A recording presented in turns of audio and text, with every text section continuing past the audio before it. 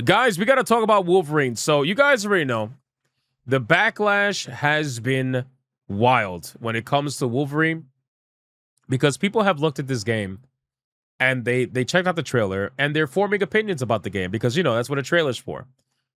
Well, according to the PlayStation Shills, you're not allowed to do that. You're not allowed to actually have an opinion about the game unless you give Sony $70 first. Because, you know, that's what they do. Oh, actually, no, I'm sorry. That's not what they do. They actually beg for a free code, which is why they have no problem telling other people to spend $70 because they don't spend $70 themselves usually.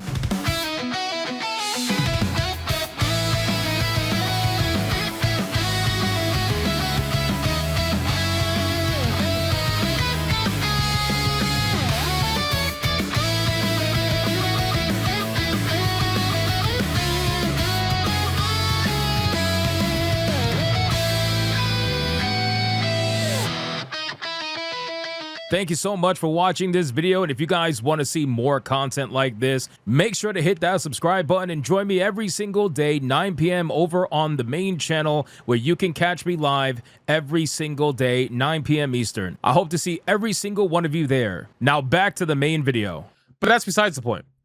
So there's a website that is, it's a PlayStation Show website, okay? It's called Push Square. All they do is talk about Sony news. All they do is talk about PlayStation news. And there's an article that caught my interest because of the headline, right? So good job on the journalist for this great headline. After the online storm, here's the truth about Wolverine PS5. Now, sharing a clear view of the next PS5 exclusive. Now, guys, I'm telling you right now, this is a PlayStation dedicated website. All they do is report on PlayStation Sony news. If you're looking at them and thinking they're going to give you the unbiased truth about Wolverine, you might be a little felted. I'm not going to lie to you. You might be a little special. We still love you. We still love you. We appreciate you watching. You just might be a little special, you know? So let's see what this unbiased Push Square has to say about Wolverine, because they're going to be talking about the online storm. Playing video games is a hobby designed to be enjoyable. I love the gaslighting already. I love it. You know, one of my favorite things that I see online from people where they say, does nobody enjoy playing video games anymore? All I see is negativity. That's all I see.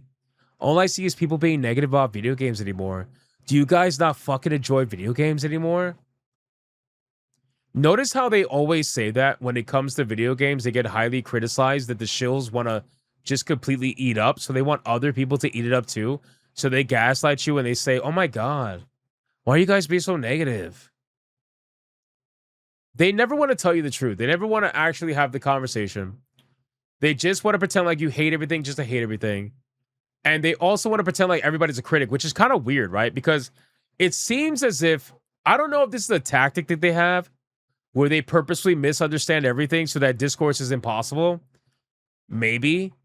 But they have this weird tactic where for them, it's like, let's sit here and let's misunderstand what people are actually doing so that we can have a shadow boxing tournament against our ideological enemies, even though it's a one-sided shadow box. But let's just do that, even though we know that people are just having opinions about the game. But we're going to gaslight people and pretend like everybody's a critic and everybody's a reviewer. And that's why you can't have a thought or say anything about the game unless you pay money for the game. That's the only way you're allowed to have an opinion about the game, by paying money for the game. It's really the weirdest thing. And it's really like the gaming industry is huge on that. I know Hollywood does the same thing too sometimes, because they're like, well, how do you know the movie's bad? You didn't see it. All you saw was a trailer. And then we sit here and we have this conversation. It's like, you really aren't that fucking stupid, are you? You really aren't that stupid to not understand the purpose of a trailer and what a trailer is actually for. What do you think a trailer is for? For everybody to just sit around it, watch it, and sing Kumbaya? Like, what the fuck is wrong with you? You're allowed to have an opinion about a video game. I say this all the time. You're allowed to have an opinion about a video game. An opinion is not a review. If you're going to review the video game, then you better play the fucking video game, obviously. if you're actually going to put out an actual review where you're talking about game mechanics, story, whatever, then you should play the game. But that's not what most people are doing. Most people are looking at a trailer that was meant to sell them on the game, and they're quite simply telling you that they're not sold on the game. And then you get angry because you're so easily sold, because you're a major whore for the industry, that you're angry at everybody else for not being easily sold. It's kind of weird, right? Anyway, so let's go over it. Now, here's the beautiful thing. They gaslight you at the beginning, and they say, so why has a new wave of Marvel Wolverine previews been met with ridicule and slander? Slander. Leave the big billion-dollar corporation alone. Leave them alone. Despite the fact that such pre-release verdicts were generally very positive, inaccurate videos have spread claims about the next PS5 exclusive that simply aren't true. The misinformed hate has been so bad that it's gotten back to Insomniac itself, and that's not okay. That's not okay, boys. It's not okay. Going into this preview with the knowledge of what's happened since the initial wave of articles hit the internet, it set up something of a rare opportunity to dispel some myths. This is my preview, but also clarification. I played the same 2.5-hour preview build other outlets were given access to. So here are some standout points from the experience, along with setting the record straight on a few things. So this person was flown out, right? Or given access to a 2.5-hour build of Wolverine. So basically, we have an industry access shill that's out here running an industry access shill website, writing an industry access shill article, talking about his experience while being an industry access shill. It's like, okay, I guess so. Because we all know, and you know, it's crazy because these people, they'll get angry when you call them a shill. Unfortunately, there really isn't a better word for it. The reason why we call you shills is because we know that you're not going to get access by being honest. That's the reason why we call you shills. We know that you're not going to say a single true negative thing about anything related to Sony. Otherwise, you will lose your access. This has been proven multiple times in the industry already, where studios and companies will drop people that say something bad, a little bit too honest about their product. And they'll put you on a certain list of do not contact. They'll do that. So anyway, this is a cinematic action game. I'm glad you said it. Insomniac will tell you Marvel's Wolverine is an action-adventure game, but in practice is far more the former than it is the latter. You are primarily playing this game to tear flesh from limb as Logan. While there are quiet moments to chat to fellow superheroes, explore a bar, or master a minigame or two, much of the campaign is structured around action-packed missions all about combat. It's streamlined compared to Marvel Spider-Man, as Insomniac opts for a linear approach that leaves little room for optional activities and side quests. It gets to the point. Following a generation of open-world efforts some people have fatigued from, Marvel Wolverine offers high-quality gameplay, action, story, and visuals all at a more consistent pace than a Marvel Spider-Man or Horizon Zero Dawn. You only need to push forward to experience it. The irony of saying that right now. The irony of saying that you only need to push forward to experience it. Do you realize what you have done? Oh man, bro, that's amazing. Marvel's Wolverine is not just mashing the square button, as some would want you to believe. I guarantee you it's going to be super simplistic. I guarantee you. Do you think Marvel's Wolverine is going to have an ungodly amount of combos to it? I'm telling you right now, it's going to be pretty damn simplistic. Anyway, just like every action title since the birth of the genre, there is a basic attack button. The fact that you need to explain all this when a lot of what you're countering is simply memes, guys, it's not like people are out here being serious about 90% of what they're saying. They're just clowning on you. That's all they're doing. And you're so, like, we got the ultimate shield defense force out here. You're so offended by this that you're out here trying to dispel memes. You're out here trying to community note memes. This is bad. This is a bad look for them. Anyway, however, the game quickly introduces combos to perform and a skill tree provides additional abilities on top. Is it on the level of Devil May Cry? Absolutely not. That doesn't mean it needs to be reduced to ridicule, though. Wolverine is not a single button game. There's a good amount of depth to explore. Nobody really thinks it's a single button game, bro. Nobody thinks it's a single button game. We're just clowning on you because we know that the gameplay is going to be ultra simplistic. Realistically, it's probably like a 4-button game. Just being real. But it's like, dude, why are you doing this? Like, do you really have to write a whole article dispelling what people already know? It's like, do you think that people really... It's just crazy, dude. It's crazy. Anyway, but remember, all you have to do is push forward. He said it himself. I didn't say that. He said that. It's essential you engage and experiment with that depth because fighting is what a lot of the campaign will have you do. More often than not, seemingly a combat encounter carries you from one scenario to the next. Let us hope there's enough to the system to entertain us the entire time. Oh no, the quick time events and button prompts are not a big deal. Oh my god, bro. Okay. So we're at the circle of cope. We're at the circle of cope, right? So the circle of cope is first, it's not happening. Then the next step in the circle of cope is, okay, it actually is happening, but here's why it's not a big deal. We are here now. We're at that part. We're at that part of the circle of cope. This is amazing. So let's sort this out. Inaccurate and deceiving social media videos have made Marvel Wolverine out to be a QTE fest. Since I played the demo this week instead of the Insomniac Games event, I went into my sessions with this knowledge and want to actually put it to the test. I made a point of counting every single sequence of QTE's on-screen button prompts I saw during the preview. Across almost 2.5 hours of the playtime, I got 6 of them.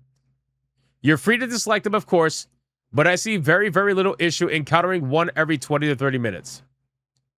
So you got 6 QTE events in 2 hours? 6? So what you're saying is there's a lot of QTEs, which is exactly what people have been saying. I thought this was meant to dispel it. I thought this was meant to dispel the accusations. That's a lot of QTEs, brother. A QTE sequence every 20, 30 minutes? That's a lot. The fuck are we talking about? What are we doing? Oh my god. Anyway, stealth is entirely optional. Don't worry. You don't have any Mary Jane-esque levels to moan about in Marvel's Wolverine. Stealth is entirely optional in the new game.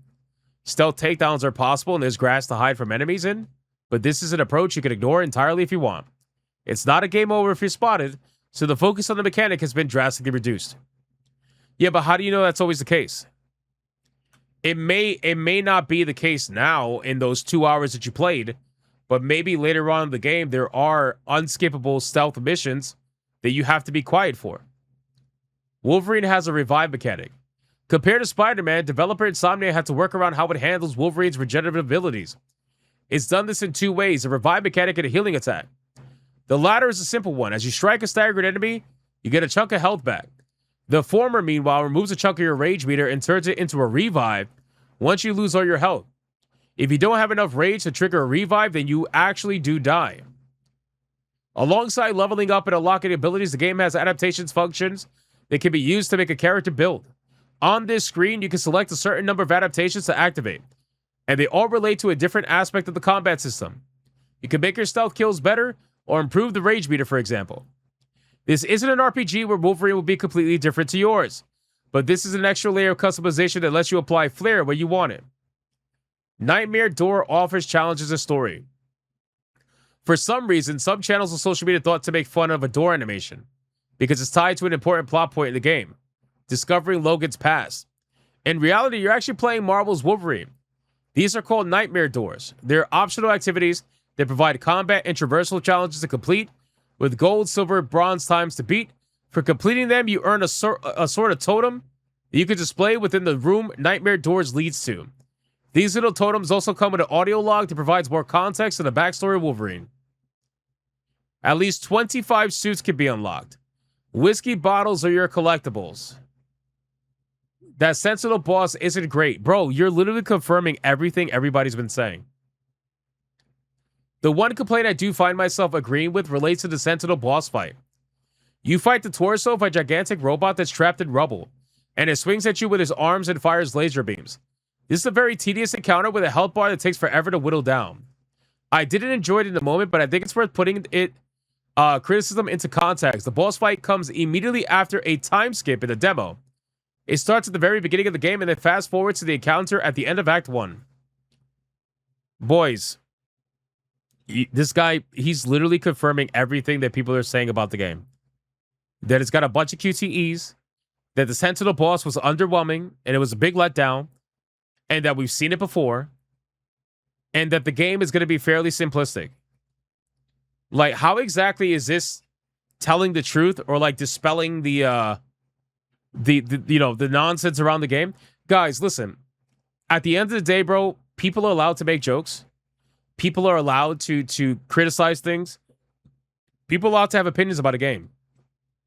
They don't have to play it to have an opinion about the game. You don't have to buy a house to have an opinion of whether or not a house looks good or bad. You don't got to pay to watch a movie to decide whether or not the movie looks good or bad from a trailer. It's the same thing with video games. You could look at a trailer that is meant to sell you, and you could just simply say, I'm not sold. I don't like the way this looks because of this. I like this. I don't like this. You're allowed to say that. It's very easy. Very, very easy. To complain about people making memes and trying to pass it off as people being serious is very disingenuous. And you're trying to make it seem as if people are actually being serious in some of the things that are being said and completely ignoring the actual criticism that people have because you literally just confirmed the actual criticism that people have. That's crazy, bro. So you confirmed everything people had to say in terms of what they're actually saying, but then you wanted to focus on the mean words and the mean jokes. Leave the major billion-dollar corporation alone. Bro, Shills are weird, man. They're weird. I don't get it. I don't get it. Marvel Wolverine is shaping up to be another fantastic addition to Sony's prestige first-party lineup. What prestige first-party lineup, bro? You went from 500 exclusives a few generations ago to like 13 now. And your generation is almost over. You're about to go to the lockdown fucking Alcatraz PS6. You're about to go to Alcatraz PS6 and you have like Wolverine's going to be like number 14 or something like that in terms of PS5 exclusives over the last how many years? So what are you talking about prestige first party lineup? You guys make barely any money from your first party lineups. Most of the money that PlayStation makes is from the third party lineup. You can look up the numbers yourselves if you don't believe me. Most of their money is from third party. Just like Steam. Steam's entire lineup is all mostly third party, obviously. But PlayStation even more so. It's like they make their money from getting all those shark points and all that shit. Fortnite, right? What is it called? Riot points or whatever. I don't remember. Fortnite coins. They make their money from all that shit. That's their bread and butter. These first-party titles, they're only meant to convince the people that are diehard PlayStation fans that they made the right choice. That's all it's there for. That's all. It's basically like a showcase. It's a show-off. That's it. And to be fair, it's also because they really, honestly, these studios want to be making movies. They don't want to make games. They want to make movies. Insomniac, they want to make movies. You could tell by their presentation. You could tell by their connection to the MCU, especially with the recent Spider-Man movie. They want to make movies. That's what they're focused on. So, in any case, this article did not let me down. This was great. I love seeing the mindset of people like this. I think it's great. I think it's great to just observe and just kind of see what their thought process is. And I appreciate that he confirmed that all you have to do in order to play this game is to just push forward. I appreciate that. That's very kind of him. That's very. I'm sorry, I don't mean to laugh. That's very kind of him. You just gotta push forward. You pretty much nailed every single PlayStation video game exclusive. Just push forward. You're fine. The game will do the rest, you know? You'll be all right.